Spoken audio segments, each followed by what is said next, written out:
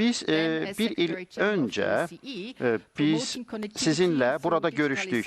Mən o vaxtı həmçinin ATƏT-in baş katibi idim ki, biz bilirik ki, siz dəhlizə xeyli sərmayələr yatırmısınız.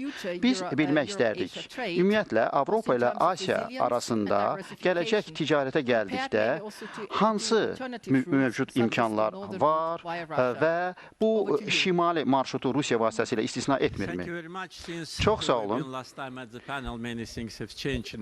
Həmin o sonuncu dəfə sessiyadan sonra xeyli məsələlər dəyişib, bu xüsusən də dəhlizə və bağlantılara aiddir. Həmin müddət ərzində fiziki infrastrukturunun yaradılmasına Azərbaycan sərmayələr yatırıbdır. Dəniz limanları, o cümlədən dəmir yolları və hava nəqliyyatı ilə yüklərin daşınmasına sərmayələr yatırıb.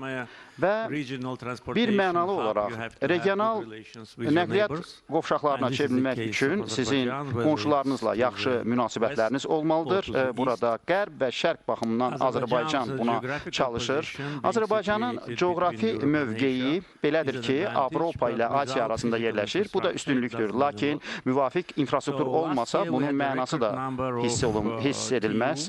Və biz Azərbaycan ərazisi ilə 100 mindən artıq TEU yüklər daşınıbdır və 250 min, 300 min, hətta 400 min bunun həcminin artırılması nəzərdə tutulur ki, biz öz dəniz limanlarımızın inkişafına sərmayələr yatırmışıq. Hal-hazırda biz artıq həmin səviyyəyə yaxınlaşırıq. Regional bağlantılar layihələri, nəinki dəmir yolları, o cümlədən fiber optik layihələri ilə təsvir olunur. Biz Mərkəzi Asiyadakı tərəfdaşlarımızla həmin Xəzər dənizinin dibi ilə çəkiləcək fiber optik layihəsi üzərində işləyirik. Bununla bağlı bu il işlər aparılacaqdır. Həmçinin yeni imkanlara nəzər salırıq.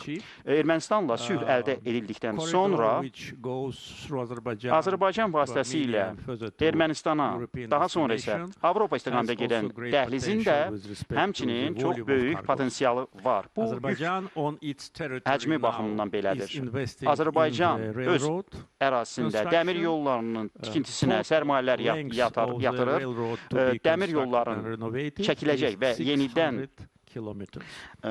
bərpa olunacaq dəmir yolların məsafəsi 600 kilometr olacaqdır ki, bu Azərbaycanın əsas hissəsində və Naxçıvan eksplanında olacaq bu infrastrukturdur ki, və Ermənistan ərazisində isə 40 kilometrlik məsafə olacaqdır.